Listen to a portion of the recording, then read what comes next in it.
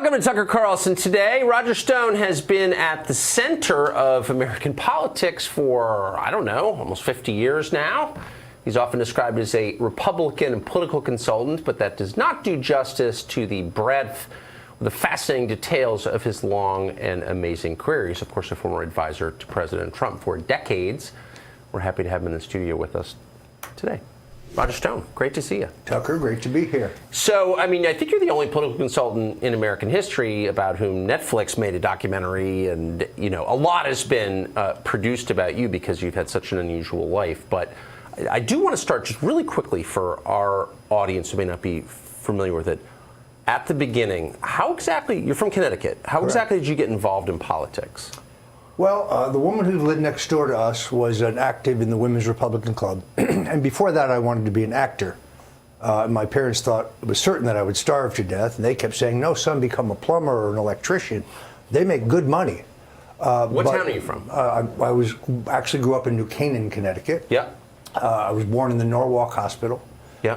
Which is significant because I later learned that Norwalk was a direct reflection of the United States, meaning the same number of black voters, white voters, Hispanic voters, Asian voters, Protestants, Catholics. So if you could elect a mayor of Norwalk, you could elect a president of the United States. In any event, my neighbor gave me a copy of a book called Conscience of a Conservative by Barry Goldwater.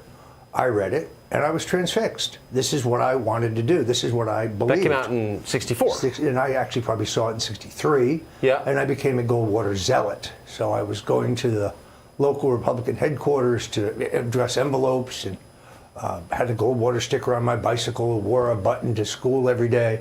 I wore it for 3 weeks after the election because I refused to concede. Well, he got creamed. I think it was the biggest landslide ever, right? When you're 12 years old, you don't have much in terms of political reality. No. So after Goldwater got slaughtered, I began studying the 1960 election, and I determined that Nixon had been robbed. So Nixon, then in exile, practicing law on Wall Street, I wrote him a letter saying, I'm convinced that you got robbed. You should definitely run again, and when you do, count me in. I want to help. I got a nice form letter back signed by Nixon, which I still have. But then 2 years later, a man named John Whitaker called me. Remember it extremely well. You knew the phone was on the wall at your home. My mother said, there's a man named Whitaker who says he's with former Vice President Nixon's office. Do you want to talk to him? I said, of course. I talked to him, and he said, we have your letter on file. The former Vice President is gearing up his campaign. Would you like to come into Manhattan for an interview? So I went in. How old were you? I was 16. And of course, they thought I was an adult. So when I got there, they're like, we kind of expected you to be older. Do you have a driver's license? I said, well, I have a junior license, which means you couldn't drive at night. And they said, well, what can you do? And I said, I can do anything. So I essentially got hired as a gopher, and I was just running errands for John Mitchell, who was Nixon's campaign manager. But the cool thing about this is the pre-selfie days is I saw Billy Graham come and go. I saw Everett Dirksen. I saw Nelson Rockefeller, Bill Scranton, George Romney, Tom Dewey. All of the giants of the Republican Party when I was only 16 years old. Then I was the head of Youth for Nixon in Connecticut, went to college at George Washington University, was the youngest member of the staff at the committee to re-elect the president. Had my first experience at the grand jury. Not a lot, not a day at the beach. How old were you? Let's see, I would have been 19 then, I guess, 19, 20. And then, of course, the Nixon people, because... Wait, I'm sorry, I got to ask you, why did you get hauled before the grand jury? Well, because I was working for a guy named Herbert L. Bart Porter, who worked for Jeb Magruder, and they had me doing all kinds of really puerile errands, like, kid, take this money up to New Hampshire, give it to Pete McCloskey in the name of the Young Socialist Alliance, but get a receipt. Then they would mail that receipt to William Loeb's Manchester Union leader. He would not write about it, and then that was kind of the end of that. So none of those, all of those things were kind of childish, but none of them were illegal at the time. So anyway, the Nixon people, being from Southern California, were the Reagan people. So I got my introduction to John Sears, got hired for Reagan's 76 campaign, then for his 1980 campaign, then for his 1984 re-election campaign. Of course, it was during the first Reagan campaign that I met Donald Trump. There's actually an account of that, I mean, since you mentioned it, in the Netflix documentary Get Me Roger Stone, which I never actually finished watching because I was so annoyed by the tone, but there is some good stuff in there. Anyway, here's your description of meeting Trump for the first time. Fred Trump had a small office, really nothing fancy. And on the wall, there were all these autographed photos of prominent local Democrats, the mayor, the borough president, the congressman, and so on. I looked at that and said, wow, maybe I'm barking up the wrong tree here. But I made my pitch to Fred Trump. He was very polite and gave me a lot of time. Very likable, but not a loquacious guy. And then he reached in his desk drawer and he showed me a letter from Barry Goldwater. He had given Barry $100,000 in 1964. It's like $1 million today. He also showed me letters from Billy Graham, from Robert Welch, and others who would be considered to be on the American right. He said that his politics were democratic locally, but nationally he was a conservative and he really liked Reagan. He urged me to meet his son. I then did meet Donald Trump, and he was very friendly. I was extraordinarily impressed with him. He has charisma. He has a certain command presence. It wasn't until 1988 I was not very pleased by the prospective candidacy of George H.W. Bush. It was then that I first suggested to Donald Trump that he should think about running for president. I remember his initial response: "You must be out of your mind." That was taped, I happen to know, before Trump got elected, but when he was running. So, okay, a million questions, but you were not impressed by George H.W. Bush. Donald Trump was not impressed by George H.W. No, Bush. actually, he said, they've all come to see me. John Connally, I had to count my fingers. Howard Baker, I had no idea he was so short. George Bush, what a stiff. He didn't like Jimmy Carter. He said, surely there has to be somebody better, somebody better. I said, well, there is. And he said, well, let's get behind him. And I said, no, it's you. And he said, you're out of your mind. At that point, he had other real estate mountains to climb, but he had very strong opinions about trade, about NATO. Even then, the kind of his core signature issues were also well in place. But they were considered so eccentric then. I remember very well. If you had questions about free trade, like, you were considered a crazy person. There's no question. In 1988, we made an exploratory trip to New Hampshire. More people came out to see the Black Trump helicopter than came out to see Vice President George Bush the week before. And if you saw his speech, why don't our NATO partners pay their fair share? Why are we getting creamed in these trade negotiations? Why isn't America's military the strongest in the entire world? I mean, all of his core issues go all the way back to the 80s. But there just didn't seem to be an audience for them, or there was no way for people to hear it. Well, first of all, we were premature. In other words, by 2016, the American people are completely fed up with both parties, with all institutions, and for the first time with the media, who they recognize are part of the problem, not part of the solution. So the idea of a businessman being nominated for president had only really happened in 1940, when Wendell Willkie, who was technically a lawyer, but the head of a utility, was nominated for president of the United States. And that was in one of the greatest public relations booms of all time, really a model to study if you want to see how to do this. So the country wasn't ready for somebody who hadn't been a senator or a governor or a general. But by 2016, they were. And he was the right man at the right time. And the America First message had the resonance that it didn't yet have in 1980 or in 1988. Did you think he was going to run in 2016?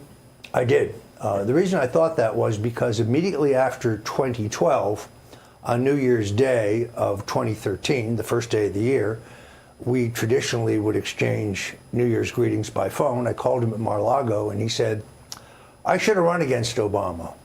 I mean, Mitt Romney, that guy choked. I mean, he just always choked. And what's this apologizing? He was always apologizing. I could have beaten Obama.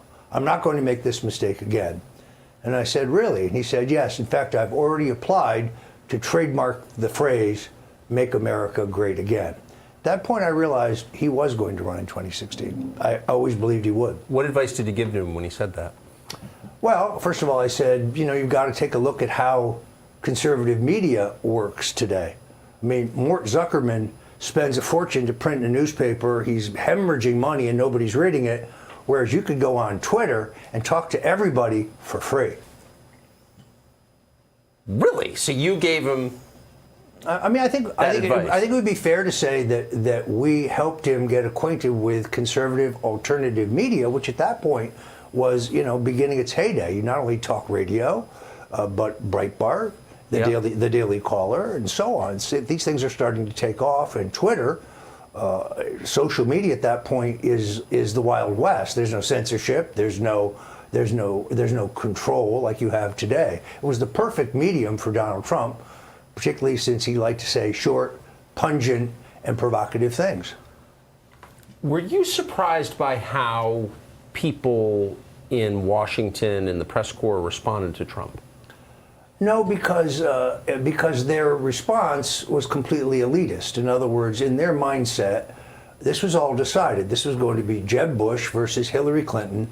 The policies essentially would be identical: endless war, erosion of our civil liberties, continued debt on top of debt, higher and higher taxes. I mean, essentially everything would remain the same. Right.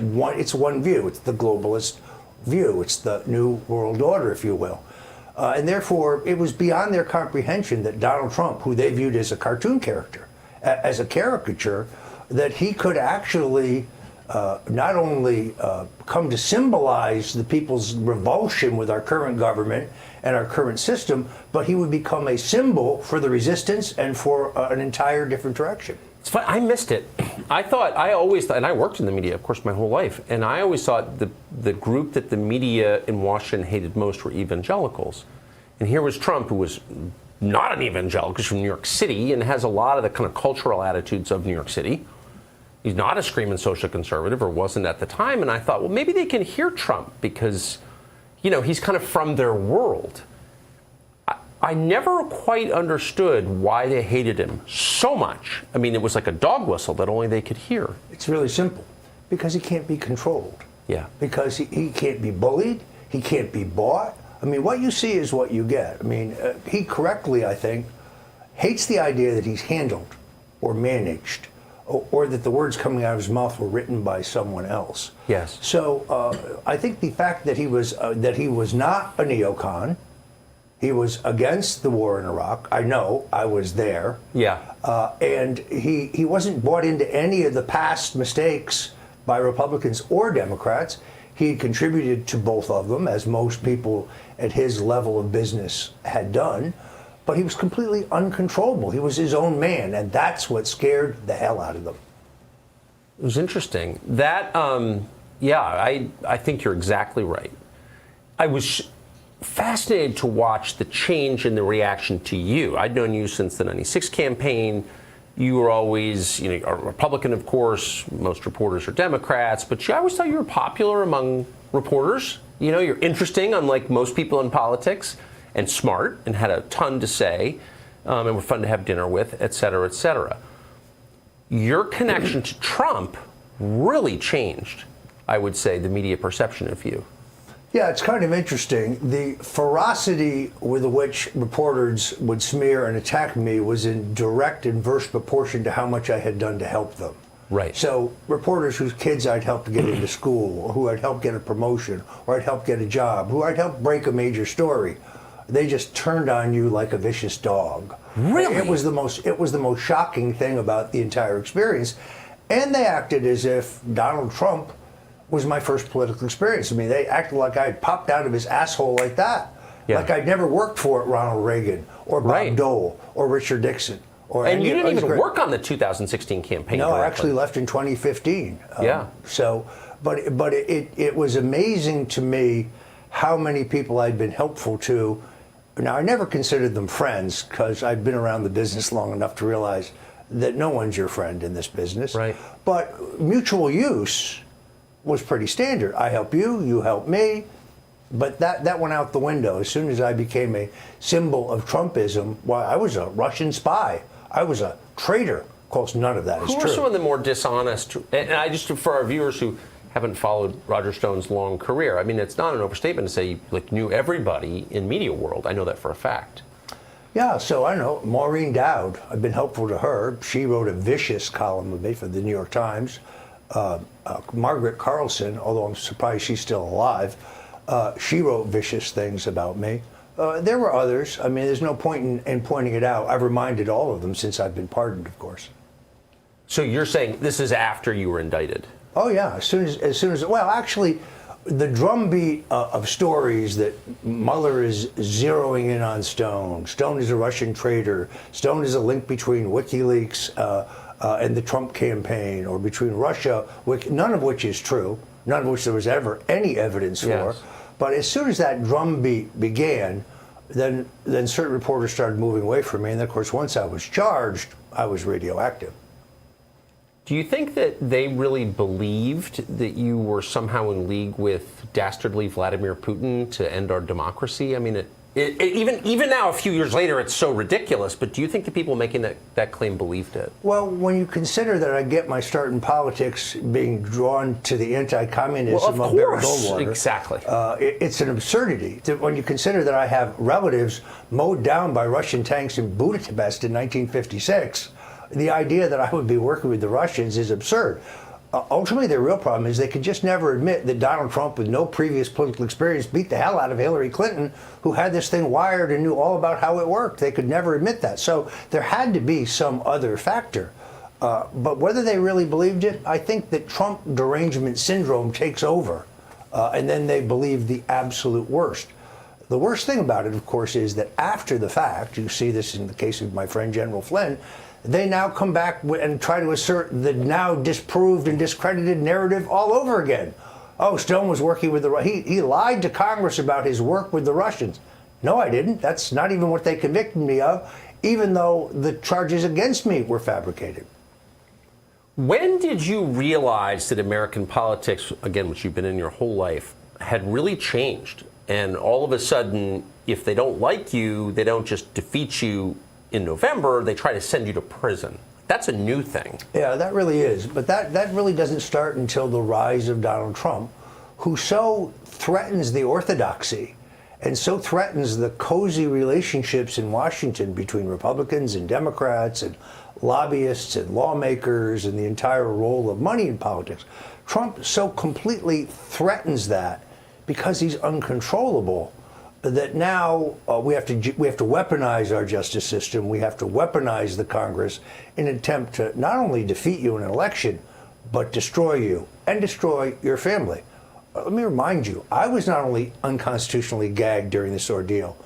No member of my family was allowed to speak. My lawyers were not allowed to speak. My supporters were not allowed to speak. Tucker, that would actually have included you. That's how broad the judge's ruling was. This is Amy Berman Jackson. Correct. Ridiculous. But I appealed it to the district court. They sat on it for 4 months, and then several days before my trial, they ruled that procedurally I had to ask Judge Jackson to remove the gag order first and then come back to them, which of course didn't matter anymore because the trial was about to begin. So I want to put, for our viewers who don't remember it, up on the screen the moment when the police showed up at your house in Florida. 6 a.m. This is January 25th. January 25th, 2019. Here's how CNN covered it. Watch. Exclusive footage you're looking at right now from CNN as the FBI arrives at Roger Stone's residence in Fort Lauderdale, Florida, taking him into custody. They arrived before dawn there, before 6 a.m. or just after 6 a.m. A dozen officers were told. FBI, open the door. Boy, CNN would happen to be there. Yeah, this is pretty easily explained. I was arrested at 6:06. At 6:11, a CNN correspondent sends my lawyer by text a copy of my indictment. But the indictment doesn't have any timestamps or court markings on it. And in fact, it's sealed until 9:30 that morning. So how could CNN possibly have that? So CNN had it before your attorney. And when you go to the metadata tags, you have the initials of the author, Andrew Weissman. Now, the leaking of a search warrant or an arrest warrant is a felony. Right. Now, CNN would like to believe that this is the basis of hard investigative reporting and a hunch. No, they were tipped. And here's the absolute proof that they were tipped. Interestingly enough, somebody also told them in advance about Paul Manafort's arrest. They showed up early for that for a camera. How coincidental. Well, it's just that's at that point you're collaborating with the national security state to crush its opponents. And you're breaking the law. And you're breaking the law. That's not really journalism at that point. Well, CNN is not a journalistic outfit. I don't get my news from CNN for the same reason I don't eat out of the toilet. Well, I think that's wise. That's the sanitary choice, Roger Stone.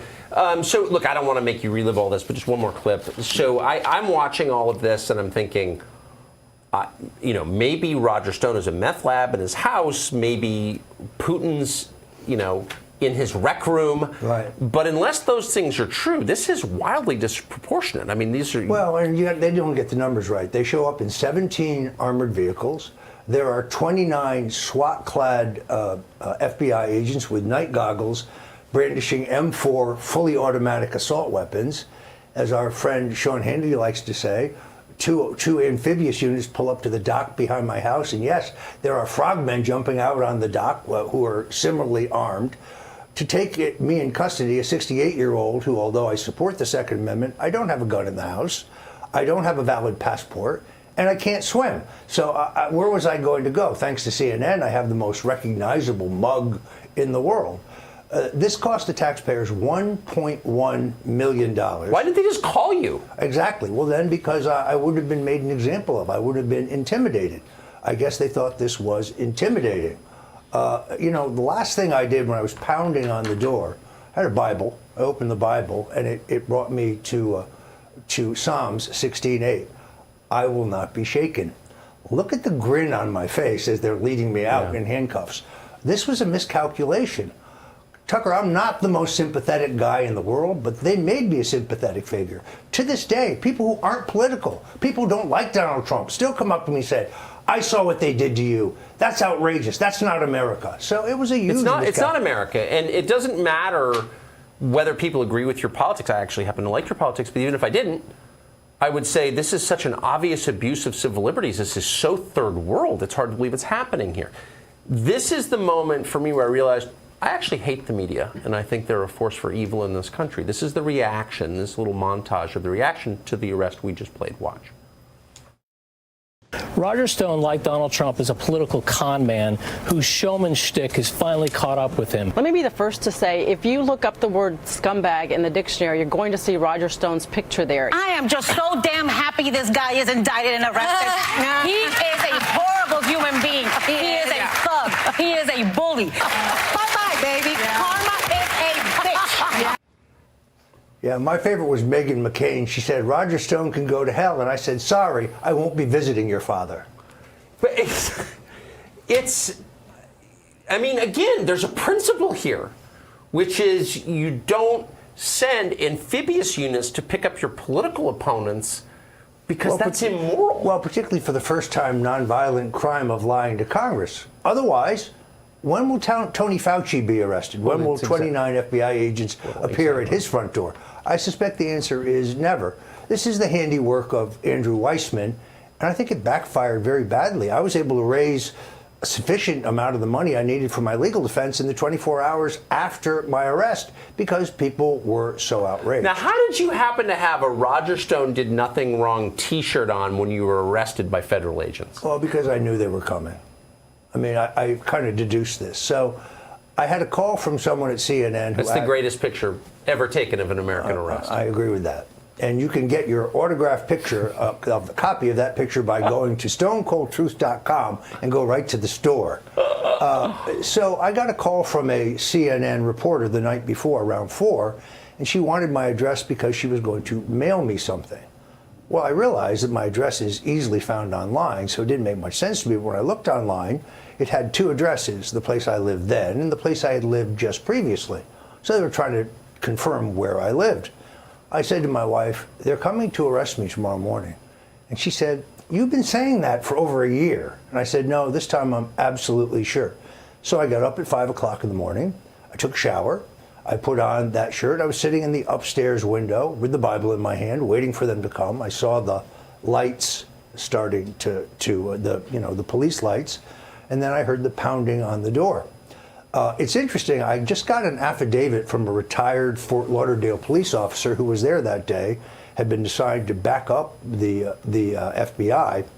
I live on a dead-end street, and so it's about a quarter of a mile long. At the end of the street, they had roped off the street entirely. There was a lot of media on the other side of the rope. Only CNN was allowed 25 feet from my front door.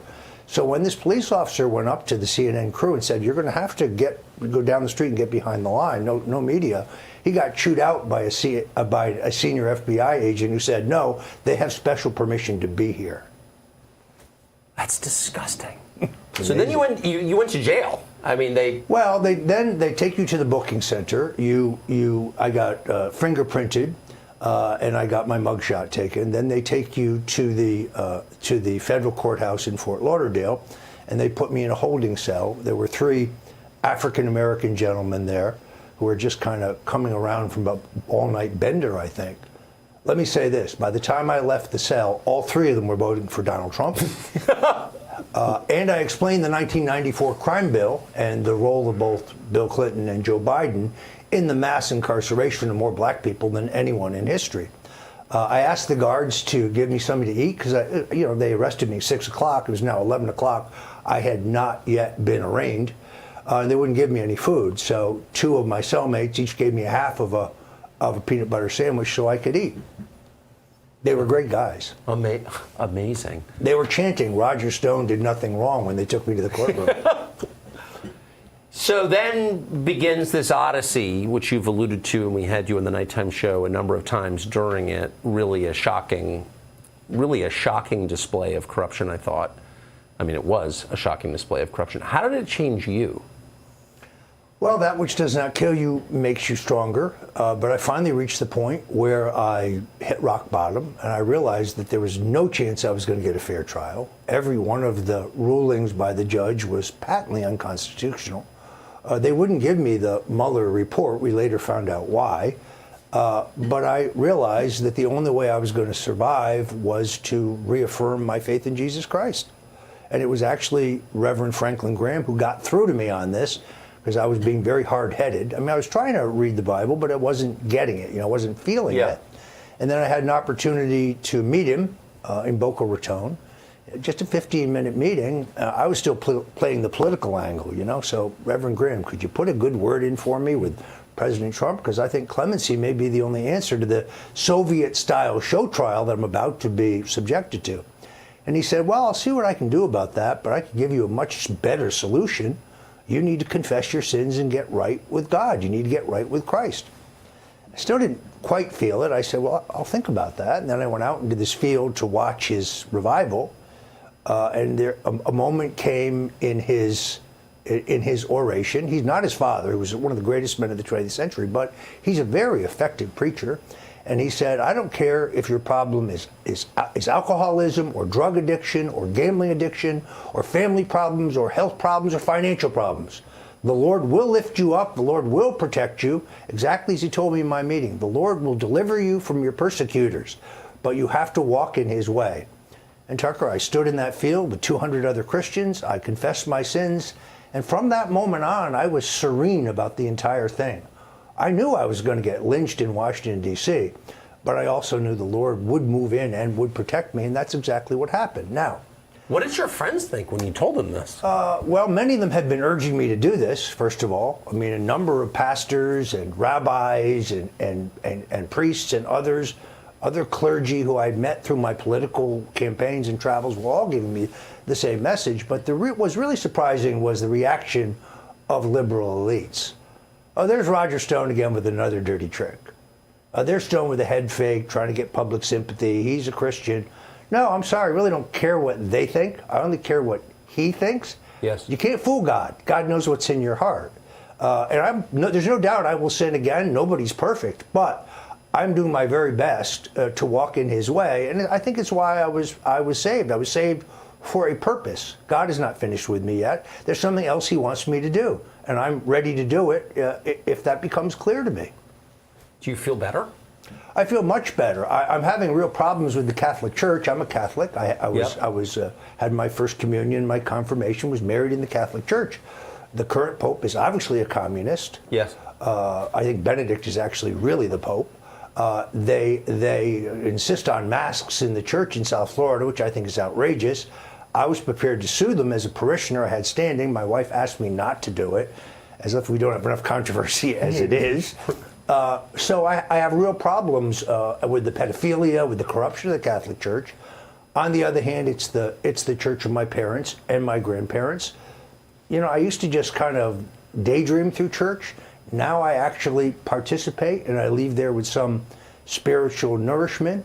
On the other hand, I went to a Baptist service in Tulsa, Oklahoma last week, and it was one of the most uplifting experiences of my entire life. It was just incredible. Just the feel, the music, the demonstrative nature. You know, people they were just totally into it. There was just a connection with the Lord that's really, I think, missing in today's Catholic Mass. How do people treat you in the Baptist Church? Amazingly well. Now, I think they're a little disappointed I didn't become a Baptist, but that's just local politics. No, it's amazing. This is the most heartening thing, which is, and I'm sure you experience this, when you're out in public, people ask, could I get a selfie? Could you sign this? Could you, will you do a FaceTime with my Aunt Tilly? I never say no. I never say no. First of all, because if you say no, the people, when they go back to Iowa or Pennsylvania, wherever they're from, they say, we met that Roger Stone. What an asshole he was. Right. So I always say yes. But 7 out of 10 times people will say, we prayed for you. Yes. My whole family prayed for you. We prayed for your delivery. And people mean it, too. And they do mean it. And half of them said, I sent money to the Stone Defense Fund. So, it's actually been a very heartening experience. Prayer has enormous power. Prayer lifted me up. Prayer saved my life. I've had 4 miracles in my life. 1 would be my commutation of my sentence. 2 would be my pardon. The 3rd would be my decision on the morning of January 6th not to leave the hotel grounds and stay home. I wasn't on the ellipse. I didn't march to the Capitol. I wasn't at the Capitol. And now I'm happy to tell you my wife is cancer-free. No way. So, 4 miracles in my life, all because of the power of Jesus Christ. That was part 1 of our conversation with Roger Stone. Part 2 picks up where we left off in the next episode.